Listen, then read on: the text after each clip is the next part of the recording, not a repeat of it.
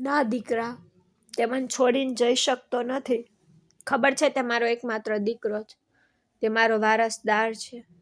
હમણાં જ ગાડી લેવા ગયો, જલ્દી પાછો આવશે. ફૂટપાથ પર જૂની લાકડાની ખુરશી પર બેઠેલા વૃદ્ધ માણસને એટલો બધો વિશ્વાસ હતો કે મારું હૃદય ડૂબી ગયું.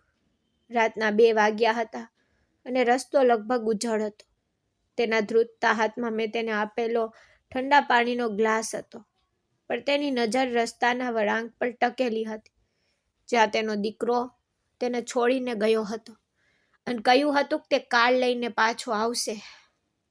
મેં લાચારીથી મારા ડ્રાઈવર તરફ જોયું, જેની આંખો પણ આંસુઓથી ભરાઈ રહી હતી. આ કેવો આંધળો વિશ્વાસ હતો, આ કેવો પ્રેમ હતો કે મારી સામે દેખાતી ક્રૂરતાને પણ સ્વીકારવાનો ઇનકાર કર્યો. અંકલ, 4 કલાક વીતી ગયા છે, તે આવવાનો નથી. મેં તેનો સામનો કરવાની હિંમત એકઠી કરી અને તે ગુસ્સાથી મારી તરફ વળ્યા. મારા દીકરા વિશે કંઈ કહેવાનું ધ્યાન રાખજે. તે મોડો થયો હશે, તે ટ્રાફિકમાં ફસાયેલો હશે. તે મને ક્યારેય એકલો છોડતો નથી. હું તેનો પિતા છું, સમજ્યો? હું તેનો પિતા છું. તેનો અવાજ ગુંગળાયો અને તેની સફેદ દાઢીમાં આંસુ છલકાઈ ગયા. તે દ્રશ્ય એટલું પીડાદાયક હતું કે હું વધુ સમય ત્યાં રહી શક્યો નહીં. જે દીકરા માટે આ વૃદ્ધ પિતા દુનિયા સામે લડ્યા, તે કચરાના ઢગલાની જેમ અહીં ફેંકી ગયો. તે ક્ષણ હતી જ્યારે મારા જીવનની બધી સંપત્તિ અને વૈભવી વસ્તુઓ તે વૃદ્ધ માણસની લાચારી સામે નાની લાગતી હતી. આ બધું કેવી રીતે શરૂ થયું અને રાત્રિના આ સમયે હું આ અજાણ્યા વૃદ્ધ માણસ સાથે કેમ ઊભો હતો? આ સમજવા માટે આપણે થોડું પાછળ જવાની જરૂર છે. તો મારું નામ ઈશાન છે. હું મારા શહેરના એક જાણીતા અને અમીર પરિવારનો છું. હું મારા માતા પિતાનો એકમાત્ર પુત્ર હતો. ભગવાને અમને દુનિયાની બધી સુખ સુવિધાઓથી આશીર્વાદ આપ્યા હતા. અમારી પાસે જમીન, મિલકત, કારખાનાઓ અને બેંક બેલેન્સની કોઈ કમી નહોતી. પરંતુ જેમ કહે છે ને કે વ્યક્તિ પાસે સમય સિવાય બધું જ હોઈ શકે છે, મારા પિતાએ મને પોતાના જીવન દરમિયાન વ્યવસાયના ઉતાર ચઢાવ શીખવ્યા હતા. જ્યારે મારા પિતા જીવન અને મૃત્યુ સામે લડી રહ્યા હતા, ત્યારે તેમણે મારી પાસેથી એક વચન લીધું. તેને મારો હાથ પકડીને નબળા અવાજમાં કહ્યું, ઈશાન દીકરા, આ સંપત્તિ અને આ બધું ભગવાનની ભેટ છે. મેં આખી જિંદગી પ્રયત્ન કર્યો છે કે તે ઓછી ન થાય. હવે મારા પછી આ ભારે જવાબદારી તારા ખંભા પર છે. હંમેશા મારી ઈચ્છા યાદ રાખ. ભગવાન તને જે પણ સંપત્તિ આપે છે, તેમાંથી દરરોજ ગરીબો અને જરૂરિયાતમંદોને એક ભાગ ફાળવ. જો તું આ કરશે તો તારી સંપત્તિ ક્યારેય ઓછી નહીં થાય અને તારા હૃદયને એવી શાંતિ મળશે જેની રાજાઓને પણ જરૂર નથી. મારા પિતાના મૃત્યુ પછી મેં તેમના વસિયતનામાને મારા જીવનનું મિશન બનાવ્યું. હું 22 વર્ષનો હતો ત્યારે બધી જવાબદારી મારા પર આવી ગઈ. મેં વ્યવસાય સંભાળ્યો અને મારા પિતાના આદેશ મુજબ ગરીબોને રોજિંદા ધોરણે રાશન અને ખોરાકનું વિતરણ કરવાનું શરૂ કર્યું. મારા પિતાના અવસાન પછી મારી માં ખૂબ જ એકલી પડી ગઈ. તેણીને એકમાત્ર ચિંતા મને મારા જીવનમાં ઘર બનાવતો જોવાની હતી. તેણીને ડર હતો કે તે પણ મારા પિતાની જેમ અચાનક મૃત્યુ પામશે. દૂરના સંબંધીની મદદથી મારી માએ મારા માટે યોગ્ય વ્યક્તિ શોધવાનું શરૂ કર્યું. તેણીની શોધ એક છોકરી સાથે સમાપ્ત થઈ, જેણે અમારા ઘરને સ્વર્ગમાં ફેરવી દીધું. મેં હિમાની સાથે લગ્ન કર્યા. તે ખૂબ દયાળુ, બુદ્ધિશાળી અને સુંદર સ્ત્રી હતી. અમારા લગ્નના પહેલા દિવસથી જ તે ફક્ત મારી જ નહીં પરંતુ આખા ઘરની સંભાળ રાખતી. તેણે મારી માની એટલી સારી સેવા કરી કે ક્યારેક મને શરમ આવતી. મને સ્પષ્ટ હતું કે તેના માતા પિતાએ તેનો ઉછેર કરવામાં કોઈ કસર છોડી નથી. તેના સ્વરમાં મીઠાશ અને વડીલો પ્રત્યેનો તેનો આદર જોઈને મારી માં ઘણીવાર કહેતી, ઈશાન, આ છોકરી ભગવાન તરફથી તારા માટે એક ખાસ ભેટ છે. તેને વહાલ કર. જીવન સુંદર રીતે ચાલી રહ્યું હતું. હિમાનીનું આગમન ઘરમાં ખુશી પાછું લાવ્યું, પરંતુ કુદરતની બીજી જ યોજના હતી. લગ્નના થોડા સમય પછી મારી માની તબિયત બગડવા લાગી. હિમાની તેની સંભાળ રાખવા માટે દિવસ રાત કામ કરતી, પરંતુ જીવન અને મૃત્યુનો નિર્ણય ભગવાન કરે છે.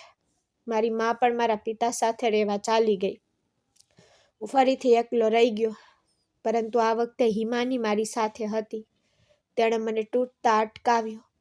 મારા 2 સુંદર બાળકો હતા અને મારો વ્યવસાય કૂદકે ને ભૂસકે વધવા લાગ્યો. હું મારા પિતાની ઈચ્છા ક્યારેય ભૂલ્યો નહીં. દરરોજ મારી ઓફિસની બહાર એક લાંબી લાઈન લાગતી, જ્યાં સેંકડો જરૂરિયાતમંદ લોકોને મફત રાશન મળતું. આ એક કાર્ય હતું જેનાથી મને શાંતિ મળતી, પણ એ શાંતિ પાછળ એક તોફાન છુપાયેલું હતું, જે તે રાત્રે મારા જીવનમાં પ્રવેશવાનું હતું. મેં શરૂઆતમાં જ તેનો ઉલ્લેખ કર્યો હતો કે ઘર ધનથી ભરેલું હતું, બાળકો શ્રેષ્ઠ શાળાઓમાં અભ્યાસ કરતા અને મારો વ્યવસાય દરરોજ વધી રહ્યો હતો. પરંતુ આ બધું હોવા છતાં મને લાગ્યું કે મારી પત્ની હિમાનીમાં કંઈક તૂટી ગયું છે. માના મૃત્યુ પછી તે ખૂબ જ એકલી અનુભવતી. જોકે મેં તેને ક્યારેય કોઈ વસ્તુની કમી રહેવા દીધી નહીં. હું ઘણીવાર તેને રાત્રે ગુપ્ત રીતે રડતી જોતો. એક રાત્રે બાળકો સૂઈ ગયા પછી હું રૂમમાં આવ્યો અને તે બારી પાસે ઊભી હતી. બહાર કંઈક ધ્યાનથી જોઈ રહી હતી. તેના ચહેરા પર એક વિચિત્ર ઉદાસી હતી. મેં તેના ખભા પર હાથ મૂક્યો તો તે ચોંકી ગઈ.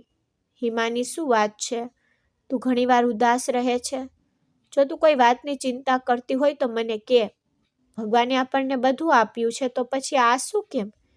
તેણીએ ઝડપથી તેના આંસુ લૂછ્યા અને હસવાનો નિષ્ફળ પ્રયાસ કર્યો.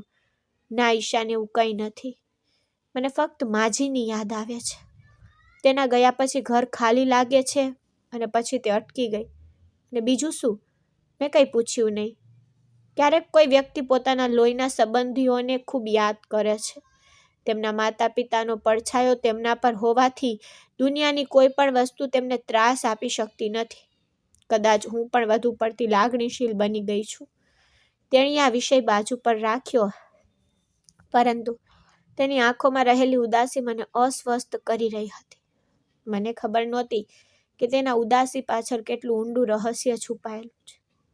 ગમે તે હોય, દિવસો વીતતા ગયા. મેં હિમાની માટે વધુ સમય અને ધ્યાન આપવા માટે મારી જાતને કામમાંથી મુક્ત કરી. હું મારા મેનેજર દ્વારા રાશન વિતરણ કરવા ટેવાયેલો હતો, પરંતુ આ દિવસે એક વિચિત્ર અસ્વસ્થતાએ મને ઘરે રહેવાથી રોકી દીધું. મેં મેનેજરને ફોન કર્યો અને તેમને કહ્યું કે હું વ્યક્તિગત રીતે વિતરણનું નિરીક્ષણ કરીશ. તે સાંજે જ્યારે હું પહોંચ્યો ત્યારે ફૂટપાથ પર હંમેશની જેમ લોકોની લાંબી લાઈન હતી. સેંકડો ગરીબ અને જરૂરિયાતમંદ લોકો તેમના વારાની રાહ જોઈ રહ્યા હતા. મેં ખુરશી બાજુ પર ખેંચી અને વ્યવસ્થા જોઈ. થોડી વાર પસાર થઈ ત્યારે મેં ફૂટપાથ પર એક ટેક્સી ઊભી રહી જોઈ. લગભગ 26 કે 27 વર્ષનો એક યુવાન કારમાંથી બહાર નીકળ્યો. તેણે સ્ટાઇલિશ રીતે તેના વાળમાં હાથ ફેરવ્યો અને પછી પાછળની સીટ પરથી એક ખૂબ જ નબળા વૃદ્ધ માણસને બહાર કાઢ્યા. તે બરાબર ચાલી પણ શકતા નહોતા. તેના કપડાં ફાટેલા હતા અને તેના ચહેરા પર બીમારી અને નબળાઈ સ્પષ્ટ દેખાતી હતી. મેં નજીકથી જોયું. તે યુવાન વૃદ્ધ માણસનો હાથ પકડીને તેને રાશન ખરીદનારોની લાંબી લાઈનના છેડા તરફ લઈ ગયો. પપ્પા, તમે અહીં લાઈનમાં ઊભા રહો. તમારા રાશન સાથે ફૂટપાથ પર મારી રાહ જુઓ. હું મારી કાર બાજુ પર પાર્ક કરીશ. અહીં ખૂબ ભીડ છે, યુવાને કડકાઈથી કહ્યું. વૃદ્ધ માણસે ધ્રુજતા હાથે તેના પુત્રનો હાથ પકડવાનો પ્રયાસ કર્યો અને ધીમા અવાજે કહ્યું, દીકરા, હું સહન કરી શકતો નથી. મારા પગ ધ્રુજી રહ્યા છે. તું રાશન લઈ લે, હું ગાડીમાં બેસી જાઉં છું. અરે પપ્પા, તમે દરેક વાતમાં કેમ દલીલ કરો છો? મેં તમને કહ્યું કે મારે કામ છે, મારે જલ્દી જવું પડશે. બસ અહીં શાંતિથી ઊભા રહો ને, હું હમણાં પાછો આવીશ. યુવાને પોતાનો હાથ હલાવ્યો અને ઝડપથી ફેરવ્યો. વૃદ્ધ માણસને ત્યાં છોડી દીધો. વૃદ્ધ માણસે તેના પુત્રને લાચારીથી જતો જોયો અને પછી માથું નમાવીને ત્યાં જ ઊભા રહ્યા. મને છોકરાના વર્તન પર ગુસ્સો આવ્યો, પણ હું ચૂપ રહ્યો અને દ્રશ્ય જોતો રહ્યો. લાઈન ધીમે ધીમે આગળ વધી રહી હતી. બધાએ પોતાનો વારો લીધો અને આશીર્વાદ આપ્યા અને ચાલ્યા ગયા. પણ વૃદ્ધ માણસ ત્યાં જ સ્થિર ઊભો રહ્યો. ભીડ સામે હિંમત રાખવાની તેની હિંમતનો અભાવ હતો. મેં જોયું કે લોકો તેને ડાબે અને જમણેથી ઝડપથી પસાર કરી રહ્યા હતા. બધા તેને પાછળ ધકેલી રહ્યા હતા અને પોતાનું રાશન લઈ રહ્યા હતા.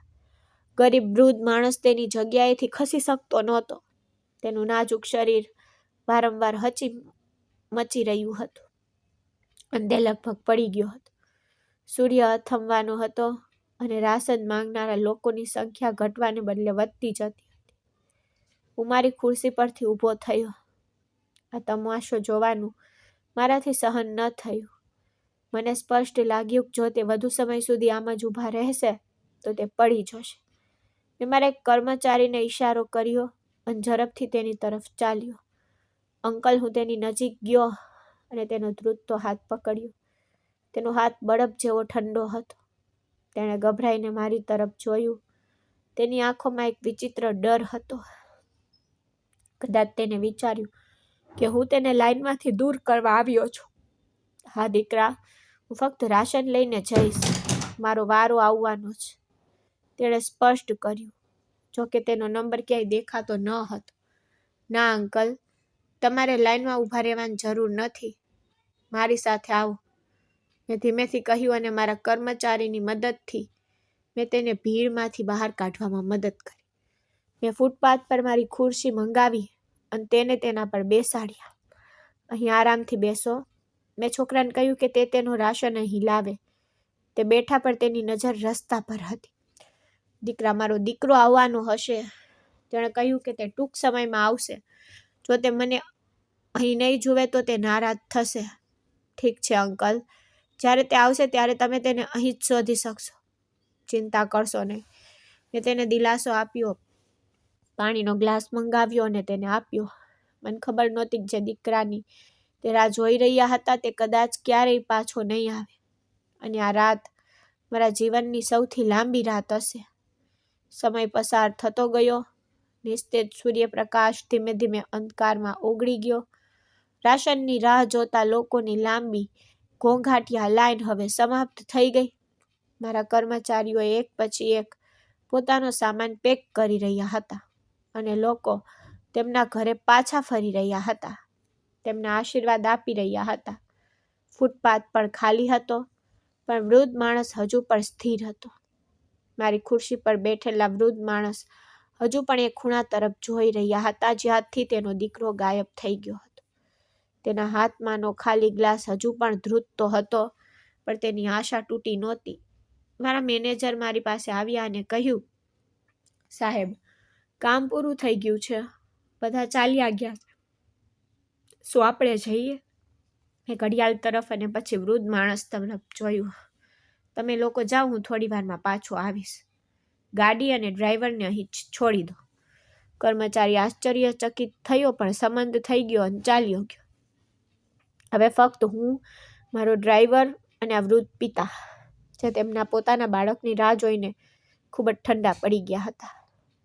હું મારી સીટ પરથી ઊભો થયો, ધીમેથી તેની નજીક ગયો. જ્યારે મારા પગલાં નિર્જન ફૂટપાથ પર પડઘા પાડ્યા ત્યારે તે ચોંકી ગયા.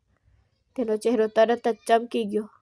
કદાચ તેને લાગ્યું કે તેનો દીકરો પાછો આવી ગયો છે, પણ મને જોતા જ ચમક ઓછી થઈ ગઈ. અંકલ, મેં ધીમેથી બૂમ પાડી.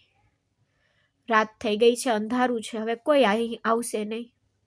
તેણે ઝાંખી આંખો સાથે આસપાસ જોયું અને પછી નિર્દોષતાથી કહ્યું, દીકરા, તે આવી રહ્યો હશે. કદાચ તે રસ્તો ખોવાઈ ગયો હશે અથવા ગાડી બગડી ગઈ હશે. તેણે મને અહીં રહેવાનું કહ્યું. જો હું ક્યાંય જાઉં તો તે ચિંતિત થશે. તેની સાદગી અને તેના દીકરા પરના આંધળા વિશ્વાસે મારું હૃદય જીતી લીધું. હું ફૂટપાથ પર તેની બાજુમાં બેઠો. અંકલ, જો તે આવવા માંગતો હોત ને તો તે અત્યાર સુધીમાં આવી ગયો હોત. રાશન વેચતા કલાકો વીતી ગયા છે. તમે મને તમારા ઘરનું સરનામું આપો. હું મારા ડ્રાઈવરને તમારી સાથે મોકલીશ. તે તમને આદરપૂર્વક છોડી દેશે.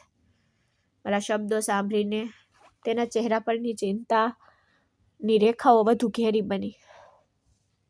તે ચિંતાથી તેના ફાટેલા કપડાં ગોઠવવા લાગ્યા. ઘરનું સરનામું દીકરા? મને સરનામું બરાબર યાદ નથી. ખરેખર મારા દીકરાએ ગઈકાલે જ એક નવું ઘર ભાડે લીધું. તેણે મને કહ્યું કે તે અહીંથી થોડે દૂર છે, પણ મને દિશા ખબર નથી. હું તો ફક્ત જૂનો વિસ્તાર જાણું છું. મને તે નવા શહેરના રસ્તા ખબર નથી. મેં તેના હાથ તરફ ધ્યાનથી જોયું, જે સતત ધ્રુજતા હતા. તેના ચહેરા પરની કરટલીઓ અને તેનું નાજુક શરીર તેની વૃદ્ધાવસ્થા અને લાચારી વિશે મોટેથી ચીસો પાડી રહ્યું હતું. એક દીકરો તેના નાજુક પિતાને, જેને તેના ઘરનું સરનામું પણ ખબર નહોતી, રસ્તા પર કેવી રીતે છોડી શકે? મેં ફરી પ્રયાસ કર્યો. અંકલ, શું તમારી પાસે તમારા દીકરા કે પરિવારનો ફોન નંબર છે? હું ફોન કરી શકું? તેણે માથું હલાવ્યું. ના દીકરા, મારા દીકરા પાસે ફોન છે. મારી પાસે ફક્ત આ જ છે. તેણે ખિસ્સામાં હાથ નાખીને એક જૂનો ફોટો કાઢ્યો. મારી પાસે બસ એટલું જ છે. લાંબા સમય સુધી ત્યાં ચૂપચાપ બેઠો રહ્યો. બીજી 1 કલાક વીતી ગઈ. રસ્તા ઉપર ટ્રાફિક વ્યવહાર રીતે અસ્તિત્વમાં નહોતો. રાત ઠંડી પડતી જતી હતી અને વૃદ્ધ માણસ ઠંડીથી ધ્રુજી રહ્યા હતા. પણ તેણે જવાની ના પાડી. અંકલ, મેં નિર્ણાયક રીતે કહ્યું, બહુ મોડું થઈ ગયું છે. તમારો દીકરો હજુ પાછો નથી આવ્યો અને તેનો કોઈ પતો નથી, તો મારી સાથે આવો. તમે આખી રાત ફૂટપાથ પર બેસી ન શકો. આ સાંભળીને તે ભાવુક થઈ ગયો. ના, તે આવશે. તે મને આ રીતે છોડી શકતો નથી. મેં તેને ઉછેર્યો છે. મેં તેને આંગળી પકડીને ચાલવાનું શીખવ્યું છે. તે મારો સહારો છે. તું જા દીકરા, તું ઘરે જા. મારો દીકરો મને લેવા ચોક્કસ આવશે. તેનું ધ્યાન રાખજે. તેના અવાજમાં એક આત્મવિશ્વાસ હતો જે ખરેખર તેના આંતરિક ડરને છુપાવવાનો પ્રયાસ કરી રહ્યો. તે કદાચ પોતાને જ આશ્વાસન આપી રહ્યા હતા, કારણ કે વાસ્તવિકતાનો સામનો કરવો તેના માટે મૃત્યુથી ઓછો નહોતો. મને આગળ કંઈ કહેવું યોગ્ય ન લાગ્યું અને રાહ જોતા હું ત્યાં જ ઊભો રહ્યો, એવી આશા સાથે કે ઉંમરનો ભ્રમ રહેશે. કદાચ ખરેખર કોઈ મજબૂરી હશે, પણ અફસોસ, ક્ષમાની આશા ઝાંખી પડવાની હતી. રાત વધુ ઘેરી થતી જતી હતી અને શેરીઓ ભયાનક શાંતિથી ભરાઈ ગઈ. મારા વારંવાર સમજાવવા છતાં તે વૃદ્ધ માણસ અડગ રહ્યા. મેં બીજા 1 કલાક રાહ જોઈ. હવે તો મારી ધીરજ પણ ખૂટી રહી હતી. મને ખાતરી થઈ ગઈ હતી કે તેનો દીકરો તેને અહીં કાયમ માટે છોડીને ચાલ્યો ગયો છે. પણ એક પિતાનું હૃદય આ કઠોર વાસ્તવિકતા સ્વીકારવા તૈયાર નહોતું. અચાનક એક હૃદયદ્રાવક અવાજ મૌનને વીંધી નાખે છે. વૃદ્ધ માણસ જે આટલા સમયથી ત્યાં શાંત આશામાં બેઠા હતા, અચાનક રડી પડ્યા. તેની ધીરજ તૂટી ગઈ. ફૂટપાથ પર મારી ખુરશી પર બેસીને તે બાળકની જેમ રડ્યા. મોટેથી બૂમ પાડી, આવ દીકરા, આવ. હું તારી રાહ જોઈ રહ્યો હતો. તું ક્યાં હતો? મને અહીં ડર લાગે છે. જો તમારા વૃદ્ધ પિતાના પગ ઢીલા પડી રહ્યા છે, આવ મારા દીકરા. તેના અવાજમાં એટલી બધી પીડા અને લાચારી હતી કે મારું હૃદય ડૂબી ગયું. તે વારંવાર રસ્તાના એક ખાલી વળાંક તરફ હાથ લંબાવી રહ્યા હતા, જાણે તે તેની સામે જ ઊભો રહ્યો હોય તેમ તેને બોલાવી રહ્યા હતા. જો દીકરા, મેં તને કંઈ કહ્યું નથી. હું ગાડીમાં બેસી જઈશ. હું તને હેરાન નહીં કરું. બસ મને અહીં છોડીને ન જા. મને એકલો ન છોડ. તે રડી રહ્યા હતા અને તેના આંસુ તેની સફેદ દાઢી ભીંજવી રહ્યા હતા. આ જોઈને મારું હૃદય ડૂબી ગયું. તેનો દીકરો કદાચ તેને ત્યાં જ છોડી ગયો હતો. પાછળ ફરીને પણ જોયું નહોતું. તે તેને ભૂલી ગયો હતો, પણ પિતા હજુ પણ તેના માટે તડપી રહ્યા હતા. હું તેની નજીક ગયો અને તેના ખંભા પર હાથ મૂક્યો. અંકલ, રોકાઈ જાઓ. તમે તમારી જાતને કેમ સજા આપી રહ્યા છો?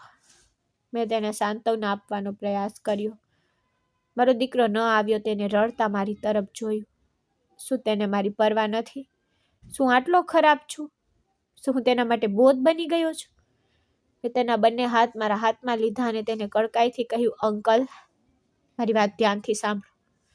તમારો દીકરો પાછો નહીં આવે, કારણ કે જે બાળક તેના વૃદ્ધ પિતાને રસ્તા પર છોડી દે છે, તેને કોઈ પરવા નથી.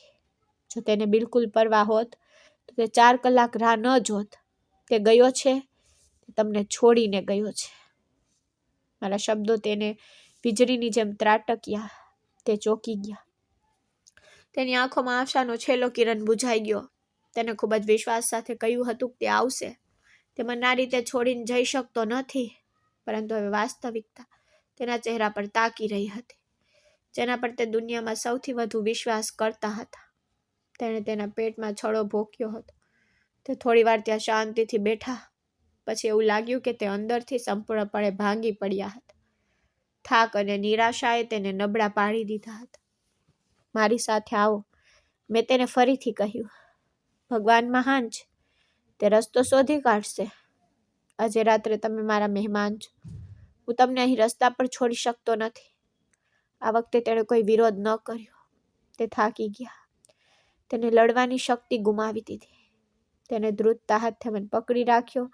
મુશ્કેલીથી ઊભા રહ્યા. તેના પગલાં લથડી રહ્યા હતા.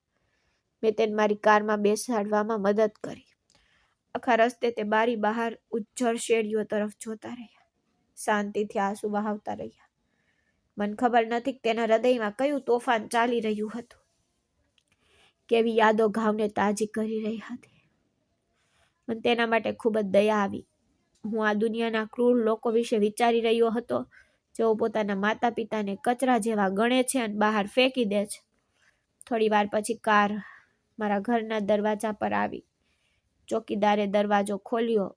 જ્યારે કાર રોકાઈ ત્યારે હું બહાર નીકળ્યો. દરવાજો ખોલ્યો અને તેનો હાથ પકડીને તેને બહાર લઈ ગયો. આવો અંકલ, આ મારું ઘર છે. તેને તમારા પોતાના ઘર જેવું માનો. હું તેને મુખ્ય દરવાજા તરફ લઈ ગયો. ચોકીદારે દરવાજો ખોલ્યો. ઘરમાં પ્રવેશતા જ લોનમાં લાઇટ ચાલુ હતી. મારી પત્ની હિમાની કદાચ જાગી રહી હતી. મારી રાહ જોઈ રહી હતી. હું તેને અંદર લઈ ગયો. તેણે ડરી ગયેલી આંખોથી મારા ભવ્ય ઘર તરફ જોયું. મેં સોફા તરફ ઇશારો કર્યો જ હતો કે હિમાની રસોડામાંથી પાણીનો ગ્લાસ લઈને બહાર આવી.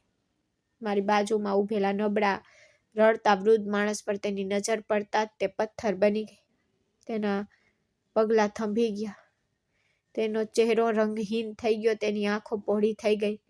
અને પછી બીજી ક્ષણે એક જોરથી અવાજ આવ્યો. પાણીનો ગ્લાસ તેના હાથમાંથી સરકી ગયો અને ફ્લોર પર ટુકડા થઈ ગયો. કાચ તૂટવાના જોરદાર અવાજથી હું ચોંકી ગયો. મેં આશ્ચર્યથી મારી પત્ની તરફ જોયું. તે ત્યાં જ ઊભી હતી, જાણે પથ્થરની જેમ થીજી ગઈ હતી. તેનું આખું શરીર ધ્રુજી રહ્યું હતું અને તેની નજર મારી બાજુમાં ઊભેલા નબળા વૃદ્ધ માણસ પર ટકેલી હતી. હિમાની, તને શું થયું? બધું બરાબર છે ને? મેં પૂછવાનો પ્રયાસ કર્યો, પણ તેણીએ કોઈ જવાબ ન આપ્યો. તે પાગલ થઈને વૃદ્ધ માણસ તરફ દોડી ગઈ. હું સતબત થઈ ગયો. તેણી તેના સુધી પહોંચી, તેને ભેટી પડી અને રડી પડી. પપ્પા, મારા પપ્પા, તમે અહીં? તેનું રડવું એટલું પીડાદાયક હતું કે ઘરની દિવાલો પર ધ્રુજી ગઈ. વૃદ્ધ માણસ જે ત્યાં ઊભા હતા તે સતબત થઈ ગયા. એક ક્ષણ માટે મૌન થઈ ગયા. પછી તેની નજર હિમાનીના ચહેરા પર પડતા તેની વૃદ્ધ આંખોમાં ઓળખાણની ચમક દેખાઈ અને આંસુઓ વહેવા લાગ્યા. હિમાની, મારી દીકરી, શું તું છે? તેણે ધ્રુજતા હાથે હિમાનીનું માથું પકડ્યું. હા પપ્પા, હું છું તમારી હિમાની. તમે ક્યાં ગયા હતા? અમે તમને કેટલા સમયથી શોધતા હતા. તમે અમને કેમ છોડી ગયા પપ્પા? તેણે હિચકી દ્વારા પૂછ્યું. તેની છાતીમાં રડતી હતી. પથ્થર બની ગયો. મારું મન ખાલી થઈ ગયું. આ શું ચાલી રહ્યું? આ વૃદ્ધ માણસ કોણ છે? અને હિમાની તેને પપ્પા કેમ કહી રહી હતી? હિમાની, મેં તેને ખંભાથી પકડીને થોડી પાછળ ખેંચી. તું શું કરી રહી છે? તે કોણ છે? શું તું તેને ઓળખે છે? હિમાની આંસુ ભરી આંખો સાથે મારી તરફ જોયું અને રડતી બોલી, ઈશાના, મારા પિતા છે. અમારા પિતા છે જેમના વિશે હું તમને કહેતી હતી, કે જેમને બાળપણમાં છોડીને ચાલ્યા ગયા હતા. મને જોઈને આશ્ચર્ય થયું કે અમારી પત્નીના પિતા મારા સસરા હતા. મેં જે માણસને સાંભળ્યા તે આજે મારા ઘરમાં આ હાલતમાં ઊભા હતા. તે પોતાના પરિવારને છોડીને ગયા. વૃદ્ધ માણસ ફરીથી હિમાનીને ભેટી પડ્યા. તે રડી પડ્યા. તેના મોંમાંથી જે શબ્દો નીકળ્યા તે ફક્ત અફસોસના હતા. મારી દીકરી, કૃપા કરીને મને માફ કર. મેં તારી સાથે ભયંકર ખોટું કર્યું છે. હું એક ગંભીર પાપી છું હિમાની. મેં તમને બધાને રડાવ્યા. મેં તમને બરબાદ કરી દીધા. ભગવાન મને તમારા દરવાજા પર ઊભો રાખીને કઈ સ્થિતિમાં લાવ્યો છે તે તો જુઓ. વૃદ્ધ માણસ બાળકની જેમ રડી રહ્યા હતા. તેના પગ ધ્રુજી રહ્યા હતા અને તે પડી જવાના હતા. મેં તરત જ આગળ વધીને તેને મદદ કરી. હિમાની, તારી જાત પર કાબુ રાખ. તેની હાલત જો, તે સવારથી ભૂતપાટ પર બેઠા છે. તેને ભૂખ અને તરસ લાગી છે. આઘાતથી તેને વધુ સુસ્ત ન બનાવ, તેને બેસવા દે. મારા શબ્દો સાંભળીને હિમાની ભાનમાં આવી ગઈ. તેણે ઝડપથી તેના આંસુ લૂછ્યા. મારી સાથે તેને સોફા પર બેસાડવામાં મદદ કરી. પપ્પા, તમે ઠીક છો ને? તમને શું થઈ રહ્યું છે? તે તેના પગ પાસે બેઠી અને તેના ગંદા હાથ તેના ચહેરા પર દબાવ્યા. ચિંતા કરીશ નહીં, હું તમને ક્યાંય જવા નહીં દઉં. મેં હિમાનીના માથા પર મારો હાથ મૂક્યો. હિમાની, જા જલ્દી, પપ્પા માટે કંઈક ખાવાનું લાવ. તેમનું ગળું સુકાઈ ગયું છે. હા, હું હમણાં લાવું છું. તે રસોડામાં દોડી ગઈ. વૃદ્ધે શરમમાં માથું નીચું કર્યું. તે મારી સામે જોઈ શક્યા નહીં. દીકરા, માફ કરજે. મને ખબર નહોતી કે આ તારું ઘર છે. જો મને ખબર હોત તો હું કદાચ ક્યારેય અહીં ન આવ્યો હોત. હું તો મારો ચહેરો બતાવવાને પણ લાયક નથી. આવી વાતો ના કહો અંકલ. તમે વૃદ્ધ છો. તમે મારા હૃદયનો મુગટ છો. જે કંઈ થયું તે થયું. ભગવાન ઈચ્છતા હતા કે તમે તમારી દીકરી પાસે પાછા ફરો. તેથી તે ક્રૂર પુત્ર તમને મારી સાથે છોડી ગયો. મેં તેને સાંત્વના આપી.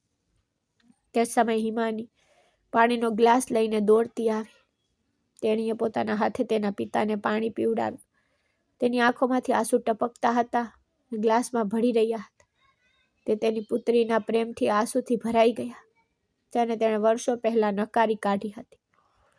પાણી પીધા પછી તેણે ઊંડો શ્વાસ લીધો અને હિમાનીના માથા પર હાથ મૂક્યો. તેની આંખોમાંથી યાદોનું તોફાન ઉભરાઈ આવ્યું. હિમાની તેના પિતાના પગ પાસે બેઠી, તેના હાથ ચુંબન કરતી હતી. તેના આંસુ વહેતા અટકતા નહોતા. તેણીએ તેના પિતાના ખરબચરા ખરાબ હાથ તેના ગાલ પર મૂક્યા અને મધુર સ્વરે કહ્યું, પપ્પા, અમે તમને ક્યારેય અમારા હૃદયમાંથી જવા નથી દીધા. અમે 3 બહેનો દરરોજ તમારી રાહ જોતી. માએ કહ્યું કે તે ગુસ્સે છે, પણ એક દિવસ તે ચોક્કસ આવશે. દીકરીઓ તેમના પિતાને પ્રેમ કરે છે. પપ્પા, પિતા ગમે તેવા હોય, તેની પુત્રીઓ માટે તે રાજા છે. પોતાની દીકરીનો આ પ્રેમ જોઈને વૃદ્ધ માણસની ધીરજ ખૂટી ગઈ. તે હિચકીથી રડવા લાગ્યા. તેનું માથું શરમથી ઝૂકી ગયું. પણ મારી દીકરી, હું સારો પિતા ન બની શક્યો. તેણે રડતા રડતા કહ્યું, હું તમને દીકરીઓને આશીર્વાદ નહીં પણ બોજ માનતો હતો. હું તો મૂર્ખ અને ઓછો બુદ્ધિશાળી હતો. મને લાગતું કે દીકરીઓ આપણને ફક્ત પૈસા ખર્ચવા માટે મજબૂર કરે છે. તેનો કોઈ ઉપયોગ નથી. હું આ જ વાત પર તારી માને ટોણો મારતો અને પછી એક દિવસ તમને બધાને રડતા રડતા છોડીને ગયો. દીકરી ગુમાવા અને દીકરાની ઝંખના પર રૂમ શાંત થઈ ગયો. ફક્ત તેમના રડવાનો અવાજ હતો. મેં જોયું કે હિમાનીનો ચહેરો દુઃખથી લાલ થઈ રહ્યો હતો. વાતચીતને આગળ વધારવા સત્ય જાણવાનો પ્રયાસ કરતા પૂછ્યું, અંકલ, જો તમને વાંધો ન હોય તો શું હું તમને કંઈક પૂછી શકું? જે છોકરો તમને ત્યાં મૂકીને ગયો હતો તે તમારો દીકરો હતો? કારણ કે હિમાનીનો તો કોઈ ભાઈ નથી. તો પછી તમે જેના પર આટલો વિશ્વાસ કર્યો તે કોણ હતો? મારા પ્રશ્નથી વૃદ્ધ માણસના ચહેરા પર દુઃખની લાગણી છવાઈ ગઈ. તેણે ઊંડો નિસાસો નાખ્યો, પોતાની દીકરી તરફ જોયું. હા દીકરા, તે મારો દીકરો છે. જ્યારે હું મારી દીકરીઓ અને પત્નીને ગામ છોડીને સીધો શહેરમાં આવ્યો હતો, અહીં આવ્યા પછી મેં ફરીથી લગ્ન કર્યા. મારો એક જ જુસ્સો હતો, એક જ હેતુ કે મારો દીકરો જોઈએ, મારે મારો વારસદાર જોઈએ. તેણે થોંભી ઊંડો શ્વાસ લીધો અને પછી કહ્યું, પણ ભગવાનની પકડ ખૂબ કડક છે. મારા બીજા લગ્નથી પણ મને કોઈ સંતાન ન થઈ શક્યું.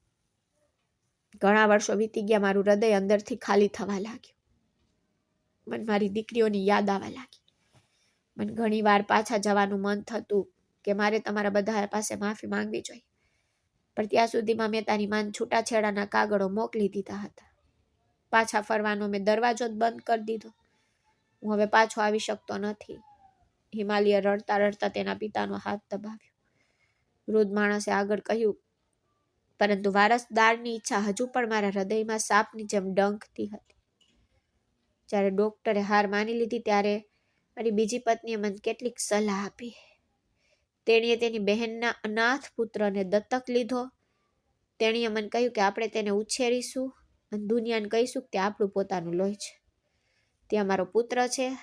આપણે કોઈને કહીશું નહીં કે તેને દત્તક લેવામાં આવ્યું. તેનો અવાજ ધ્રુજી ગયો. વારસદારની ઈચ્છાથી હું આંધળો થઈ ગયો. મેં સંમતિ તો આપી દીધી. મેં બાળકને મારું નામ આપ્યું. મેં તેને બધું આપ્યું જે હું મારી દીકરીઓને આપી શક્યો ન હતો. મને લાગ્યું તે મારા વૃદ્ધાવસ્થાનો સહારો બનશે, તે મારી સંભાળ રાખશે. મને ખબર નહોતી કે જેને હું મારા પોતાના લોહીનો સહારો માનતો ને ઉછેરતો તે ખરેખર મારા વિનાશનું કારણ હતો. અમે બંને ચૂપચાપ સાંભળી રહ્યા હતા.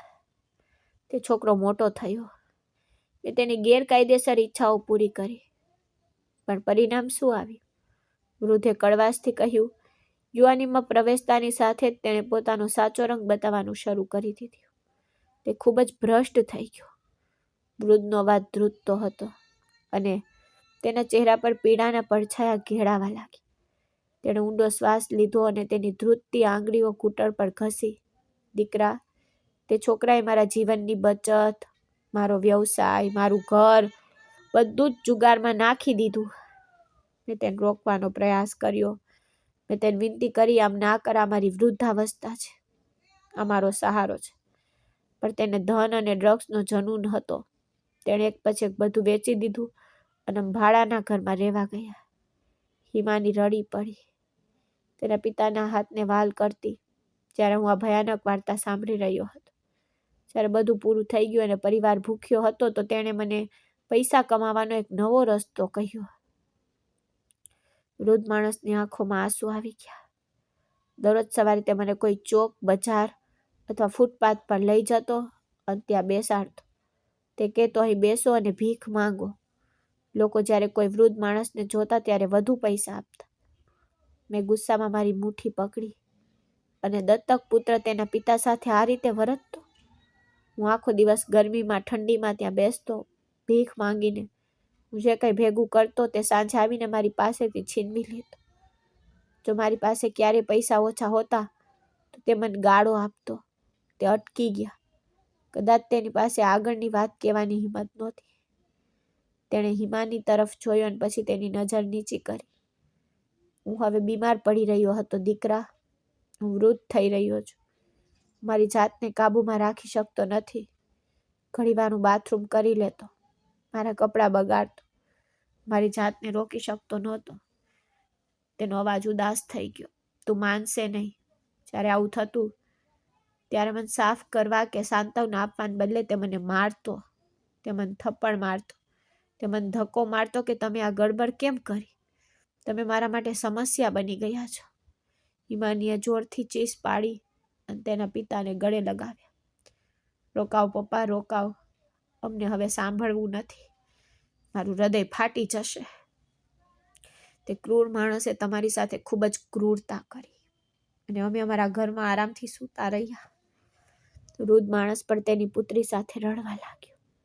હા, મારી દીકરી, તે મને મારતો, તે મને ભૂખ્યો રાખતો, પણ હું પાગલ હતો. મને હજુ પણ તેના પર વિશ્વાસ હતો. મને લાગતું કે તે મારો દીકરો છે. કદાચ તેણે ગુસ્સામાં આવીને આ કર્યું. કોઈ દિવસ તેને દયા આવશે, પણ આજે તેણે બધી હદ વટાવી દીધી. તેણી આંસુ ભરી આંખો ઊંચી કરી. આજે તો તે મને તે ફૂટપાથ પર છોડીને ચાલ્યો ગયો હતો અને કહ્યું કે તે તેની કાર લાવશે, પણ તે મને ત્યાં કાયમ માટે છોડીને ભાગી ગયો. તે મારાથી છુટકારો મેળવવા માંગતો હતો. જો તમે મને ત્યાંથી ન લાવ્યા હોત તો હું કદાચ ત્યાં મરી ગયો હોત. હિમાનીનું રડવાનું બંધ ન થયું. તેના આંસુ તેના પિતા માટે પીડા અને તે ક્રૂર દત્તક ભાઈ માટે ઊંડો તિરસ્કારથી ભરેલા હતા. તેણીએ રડતી વખતે તેના પિતાનો ચહેરો હાથમાં પકડી રાખ્યો. પપ્પા, તમારે એકવાર પાછા આવવું જોઈતું હતું. તમારે એકવાર અમને કેવું જોઈતું હતું. તમારી દીકરીઓ તમને છાતી પર પકડી રાખત. અમે તમારી સેવા કરી હોત. અમે તમને વહાલ રાખત. અમે ક્યારેય તમારી રાહ જોવાનું બંધ નથી કર્યું. હિમાનીએ ફોન કર્યો કે તરત જ ઘરની બહાર ગાડીનો અવાજ સંભળાયો. રાત્રિની તે ઘડી જ્યારે દુનિયા સૂઈ રહી હતી મારા ઘરમાં એક ભયંકર દ્રશ્ય બનવાનું હતું. હિમાનીની બે નાની બહેનો જેઓ પોતાના ઘરમાં ખુશીથી રહી હતી, તેઓ ગભરાઈને પોતાના પતિઓ સાથે રૂમમાં આવી. તેમને ફોન પર જ કહેવામાં આવ્યું હતું કે તેમના પિતા મળી ગયા છે, પરંતુ તેમણે કલ્પના પણ નહોતી કરી કે તેમની હાલત શું હશે. જેમ તેઓ લાઉન્જમાં પ્રવેશ્યા, તેમની નજર સોફા પર બેઠેલા નબળા હાડકાવાળા વ્યક્તિ પર પડી, જે શરમથી માથું ઊંચું કરવાની હિંમત કરી શકતા નહોતા.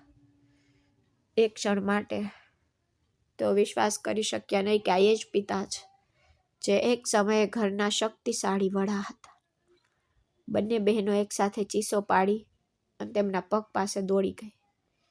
તે દ્રશ્ય મારા હૃદયને હચમચાવી ગયું. માણસે વર્ષો પહેલા ત્યજી દીધેલી 3 પુત્રીઓ હવે તેમને એવી રીતે વળગી રહી હતી જાણે તેમને દુનિયાનો સૌથી મોટો ખજાનો મળી ગયો. તેમના પિતાના ગંદા કપડાં, શરીરની ગંધ, બીમારીઓનો તેમના માટે કોઈ અર્થ નહોતો. વૃદ્ધ પિતાની ધીરજ તૂટી ગઈ. તે રડતા પોતાની પુત્રીઓના માથા પર હાથ ફેરવતા હતા. મારી દીકરીઓ, મને સ્પર્શ ન કરો, હું ખરાબ છું, દોષિત છું, મેં તમારા અધિકારો છીનવી લીધા, મેં તમને અનાથની જેમ જીવવા માટે મજબૂર કરી. તે મુશ્કેલીથી હિચકીઓ વચ્ચે બોલ્યા, જુઓ, ભગવાનનો ન્યાય તો જુઓ. જે દીકરાને હું પ્રેમ કરતો હતો, જેના માટે મેં તમને છોડી દીધા, તેને આજે મને કચરાના ઢગલા પર ફેંકી દીધો. નાની દીકરી રડતી તેના પિતાનો ચહેરો હાથમાં પકડીને બોલી, ના પપ્પા, એવું તો ના કહો. તમે અમારા પિતા છો અને બાળકો ક્યારેય તેમના માતા પિતાને નફરત નથી કરી શકતા. અમને ફક્ત તમારી યાદ આવતી. અમને લાગ્યું કે કદાચ અમે ભૂલ કરી છે કે તમે અમને છોડીને ગયા. પિતાએ શરમથી માથું ઝુકાવ્યું. મારી જાન એ તમારો વાંક નહોતો, એ મારા વિચારનો વાંક હતો. હું એટલો મૂર્ખ હતો કે દીકરીઓને બોજ માનતો અને વારસદારની શોધમાં ભટકતો રહ્યો. મેં એક અજાણ વ્યક્તિ, મારી પત્નીની બહેનના દીકરાને દત્તક લીધો. મેં તેને મારું નામ આપ્યું. મેં મારી બધી મિલકત તેને સોંપી દીધી જેથી મારું નામ ટકી રહે. પણ મને ખબર નહોતી કે આ એ જ દીકરો મારા નામે મહિમા આપશે. જેમને મેં અંધારામાં છોડી દીધી હતી. હવામાં ધ્રુજારી ગુંજી ઉઠી. હું અને હિમાની એક બાજુ ઊભા રહીને ભાવનાત્મક દ્રશ્ય જોઈ રહ્યા હતા, જ્યારે મારી સાળીઓ તેના પિતાને સાંત્વના આપી રહી હતી. ધ્રુજતા અવાજમાં પિતાએ તેમના દત્તક પુત્રની ક્રૂરતાનું વર્ણન કર્યું. કેવી રીતે તેણે જુગાર રમ્યો, તેની મિલકત વેચી, અંતે તેને રસ્તા પર ભિખારી બનાવીને છોડી દીધો. આ સાંભળીને દીકરીઓનું લોહી ઉઠ્યું.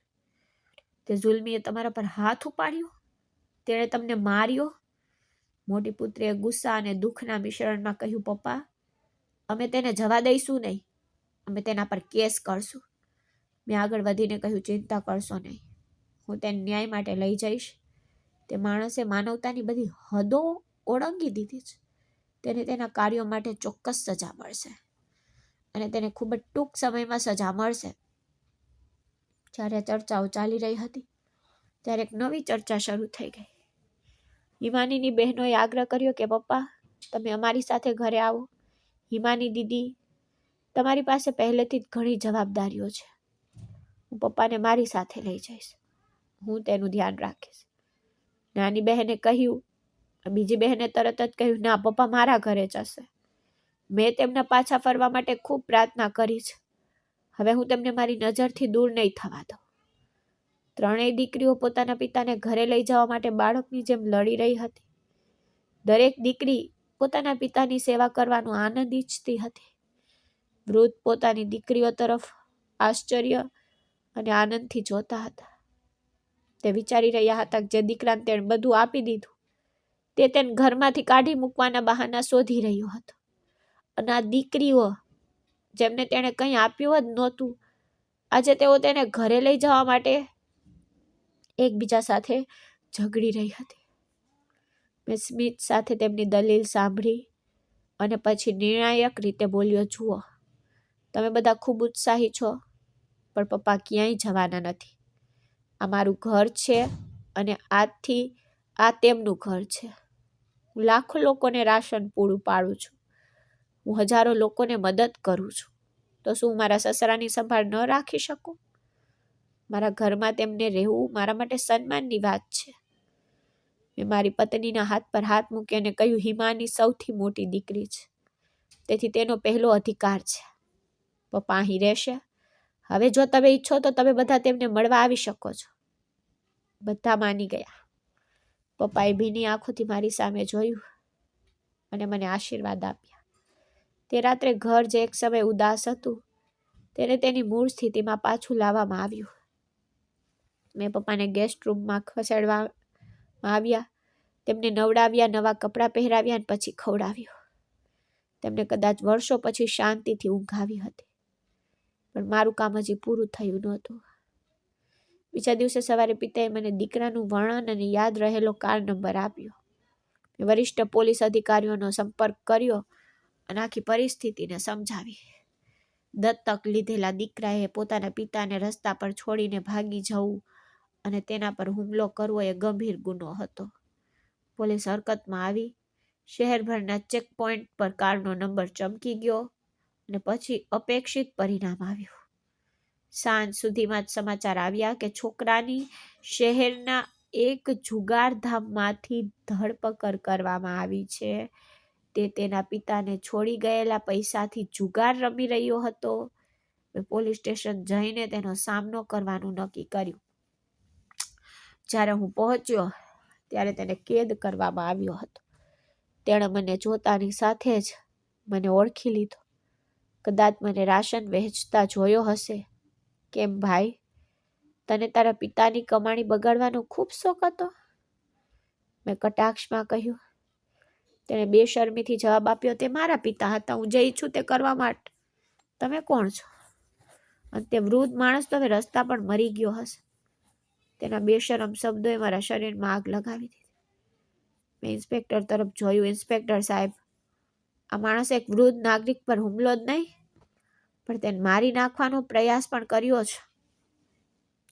તેના પર હત્યાનો પ્રયાસ અને વૃદ્ધોના અધિકારોનું ઉલ્લંઘન કરવાનો આરોપ લગાવો. હું પોતે સાક્ષી રહીશ. તેણે પહેલેથી જ તેની આખી સંપત્તિ ઉડાવી દીધી છે. હવે તે બાકીનું જીવન જેલમાં વિતાવશે. ઇન્સ્પેક્ટરે સલામ કરી અને કહ્યું, સાહેબ, જેલ આવા ક્રૂરના બાળકો માટે યોગ્ય સ્થાન છે. તેણે તેના પિતા સાથે દગો કર્યો. હવે કાયદો તેને સજા કરશે. જ્યારે હું ગયો ત્યારે મારું હૃદય હરવું હતું. મેં એક જુલ્મીને ન્યાય અપાવ્યો. જ્યારે હું ઘરે પાછો ફર્યો, જ્યારે મેં પિતાને હિમાનીના સમાચાર આપ્યા, ત્યારે પિતાની આંખો આંસુઓથી ભરાઈ ગઈ. આ આંસુ તેમના પુત્ર પ્રત્યેના પ્રેમથી નહીં, પરંતુ કુદરતે તેમને આપેલા ન્યાયથી હતા. સાચું કહે છે દીકરા, પિતાએ મારા કપાળ પર ચુંબન કર્યું. દીકરીઓ બોધ નથી, લોકો તેમને બોધ માને છે. વારસદારોની શોધમાં પોતાની કબરો ખોદીએ છે. મારી દીકરીઓ તો મારી સાચી વારસદાર છે, જેમણે મને મારું નામ આપ્યું, મને આદર આપ્યો, અને તમે મારા દીકરાઓ નહીં, દીકરાઓ કરતાં પણ વધારે છો. તે રાત્રે મને મારા પિતાની ઈચ્છા યાદ આવી. ગરીબોને મદદ કરવાથી મને તેમણે વચન આપેલી શાંતિ મળી. પરંતુ આજે એક વૃદ્ધ માણસને આશ્રય આપ્યા પછી અને તેની દીકરીઓને તેમના પિતા પાસે પરત કર્યા પછી મને જે શાંતિનો અનુભવ થયો તે શબ્દોની બહાર હતો. એ સાચું છે કે દીકરીઓ ભગવાનનો આશીર્વાદ છે. જે લોકો તેમની કદર કરે છે તેઓ જ ખરેખર ધન્ય છે. સમય ઝડપથી પસાર થાય છે. તે અંધાધૂંધ રાતને 6 મહિના થઈ ગયા. મારા ઘરનું દ્રશ્ય બદલાઈ ગયું. ગેસ્ટ રૂમ જે સામાન્ય રીતે ખાલી હતો, વૃદ્ધ માણસના ખાસી પરંતુ શાંત અવાજથી ગુંજી ઉઠ્યો. મારા બાળકોના હાસ્ય સાથે, જેઓ તેમના નાના સાથે હસતા. આજે રવિવાર હતો. ઘરે એક નાની પાર્ટી હતી. મેં હિમાનીની 2 બહેનો અને તેમના પરિવારોને રાત્રિ ભોજન માટે આમંત્રણ આપ્યું હતું. ઘર જીવંત હતું. મેં લાઉન્જમાં પ્રવેશ કર્યો. મારા પિતાને સોફા પર બેઠા જોયા. તે પહેલા કરતાં ઘણા સારા દેખાતા હતા. તેના ચહેરા પરનો ડર અને ભય તે રાત્રે ફૂટપાથ પર જે હતો તે ગાયબ થઈ ગયો હતો. તે તેના સ્વચ્છ સફેદ કપડામાં ખૂબ જ સુંદર દેખાતા હતા. હું તેની બાજુમાં જઈને બેઠો. તેણે પ્રેમથી મારા માથા પર હાથ મૂક્યો અને કહ્યું, ખુશ રહેજે દીકરા, આજે ઘર ખૂબ જ ધમધમતું છે. તે હસ્યા. હા પપ્પા, આ બધું તમારા કારણે જ છે. મેં તેનો હાથ પકડીને કહ્યું, બાય ધ વે, મારી પાસે તમારા માટે સારા સમાચાર છે. તે ચોંકી ગયા. શું સારા સમાચાર? વકીલે ફોન કર્યો કે કોર્ટે પોતાનો ચુકાદો સંભળાવી દીધો છે. તમે જે કમનસીબ છોકરાને ઉછેર્યો હતો તેને છેતરપિંડી, હુમલો અને હત્યાના પ્રયાસ માટે 10 વર્ષની જેલની સજા ફટકારવામાં આવી છે. અને તેણે જે મિલકત અને દુકાન કપટથી વેચી દીધી હતી પાછી મેળવવાની પ્રક્રિયા શરૂ થઈ ગઈ છે. કાયદો પોતાનો રસ્તો અપનાવે છે. પિતાના ચહેરા પર એક પડછાયો છવાઈ ગયો. પછી તેણે ઊંડો શ્વાસ લીધો. દીકરા, મને તેની સજા કે તેની મિલકતની કોઈ પરવા નથી. બસ ભગવાન તેને સાચો રસ્તો બતાવે. મારા પ્રિયજનોથી ઘેરાયેલી મારી છેલ્લી ક્ષણો મારા માટે પૂરતી છે. સાચું કહું તો જ્યારે હું જેલમાં તેને મળવા ગયો ત્યારે તે રડી રહ્યો હતો અને માફી માંગી રહ્યો હતો. પણ પછી મને લોહીના સંબંધો અને દત્તક લીધેલા સંબંધો વચ્ચેનો તફાવત સમજાયો. ત્યારે જ હિમાની અને તેની બહેનો ફૂડ ટ્રોલી લઈને આવી. ત્રણેય દીકરીઓ પતંગિયાની જેમ તેના પિતાની આસપાસ ફરતી. પપ્પા, આલો, મેં તમારી પસંદની ખીર બનાવી છે. નાની દીકરીએ વાટકો આપ્યો. ના, પેલા ફળ ખાવ. ડોક્ટરે કહ્યું કે પ્રોટીન જરૂરી છે. વટલીએ પ્લેટ આગળ ધપાવ્યો. બંધ કરો. શું તમે પપ્પાનું પેટ ખરાબ કરશો? હિમાનીએ ઠપકો આપ્યો. પછી હસી.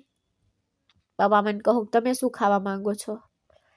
પિતાએ આંસુભરી આંખો સાથે તેની 3 પુત્રીઓ તરફ જોયું. તેના હાથથી ચીક્યા. અને તે બોલી શક્યા નહીં. શું થયું પપ્પા? તમને સારું છે ને? હિમાની ગભરાઈ ગઈ. પિતાએ નામાં માથું હલાવ્યું અને તેની 3 પુત્રીઓના હાથ પોતાના હાથમાં લીધા.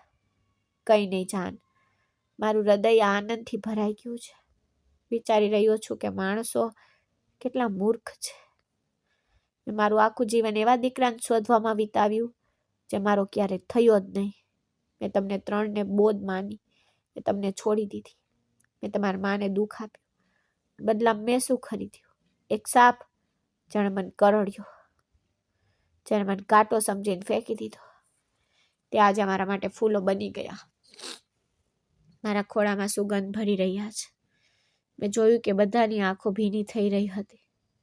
વાતાવરણ બદલવા માટે મેં કહ્યું, ચાલો પપ્પા, મજા ઠંડી ન થાય.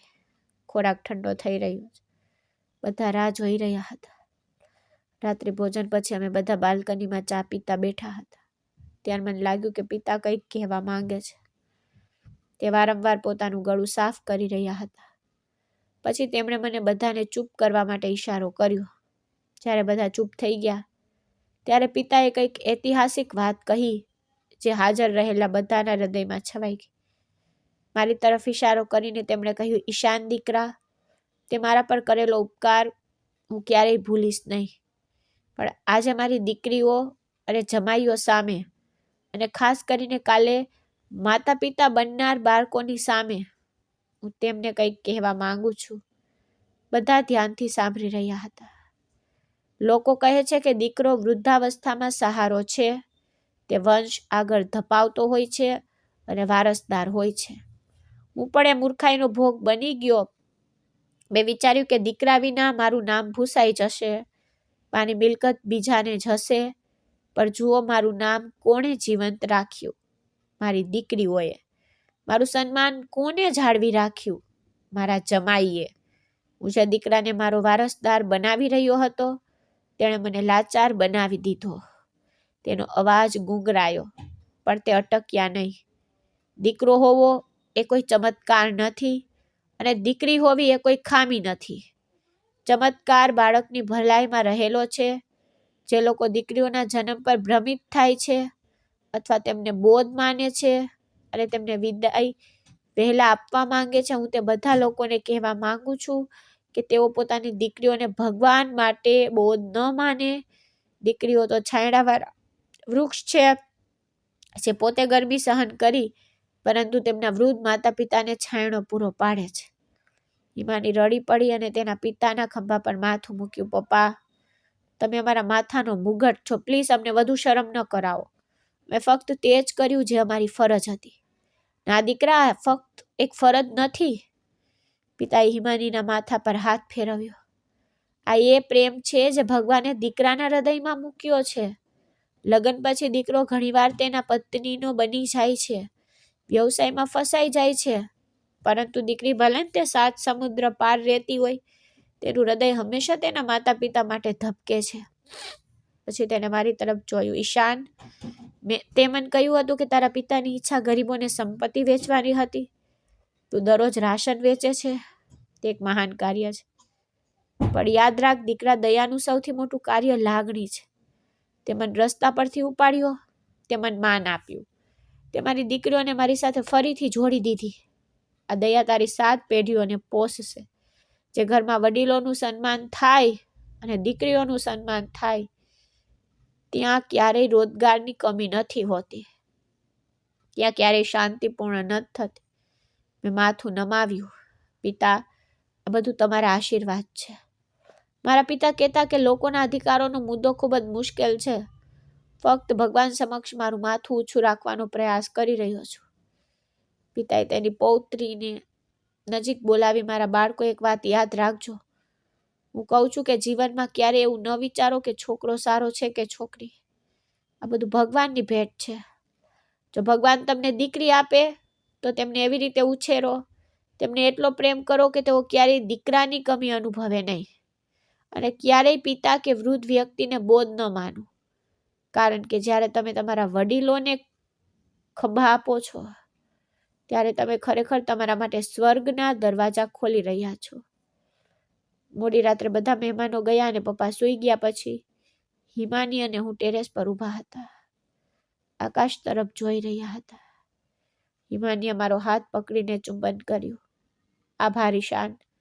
તેના અવાજમાં ઊંડી રાહત હતી. શેના માટે? મેં સ્મિત સાથે પૂછ્યું. મન મારા પિતા પાછા આપવા બદલ. જો તમે તે રાત્રે ત્યાં ન રોકાયા હોત, જો તમે તેમને ઘરે ન લાવ્યા હોત, તો કદાચ મારું આખું જીવન મારા પિતા ક્યાં હશે તેનો અફસોસ કરતા રહેત. તમે મને સ્વસ્થ બનાવી દીધી. મેં તેના આંસુ લૂછ્યા અને કહ્યું, હિમાની, મારે તારો આભાર માનવો જોઈએ. જો તારા જેવી દયાળુ પત્ની ન હોત તો મને કદાચ આ તક જ ન મળી હોત. સત્ય એ છે કે તારા પિતાના આગમન પછી મારા વ્યવસાયમાં મેં જે શાંતિ અને ખુશીનો અનુભવ કર્યો છે તે હું વ્યક્ત કરી શકતો નથી. એ સાચું છે કે વડીલો અને દીકરીઓ બોજ નથી. તેઓ તેમના માતા પિતા માટે ક્ષમાનો સ્ત્રોત છે, તેમના ઘર માટે આશીર્વાદ છે. જે લોકો વારસદાર માટે પોતાની દીકરીઓનો ત્યાગ કરે, તેઓ હકીકતમાં પોતાની ખુશીનું બલિદાન આપી રહ્યા છે. મારી વાર્તામાંથી શીખ એ છે કે બાળકો, ભલે તે દીકરો હોય કે દીકરી, બોજ કે વારસદાર ગણવાને બદલે તેમને ભગવાન તરફથી મળેલો વિશ્વાસ માનો. કારણ કે જ્યારે આપણે ભગવાનના વિશ્વાસની કદર કરીએ છીએ, ત્યારે ભગવાન આપણને આપણી અપેક્ષાઓ કરતાં વધુ કંઈક આપે છે. દીકરો બોજ નથી, તે આશીર્વાદ છે જે ક્યારેય જતો નથી. મિત્રો, મને આશા છે કે તમને અમારી વાર્તા ગમી હશે. જો તમને વાર્તા ગમી હોય તો વિડીયોને લાઈક, ચેનલમાં નવા છો તો ચેનલને સબસ્ક્રાઈબ અને આગામી અપડેટ મેળવવા માટે નોટિફિકેશન બેલને જરૂરથી દબાવો. ધન્યવાદ.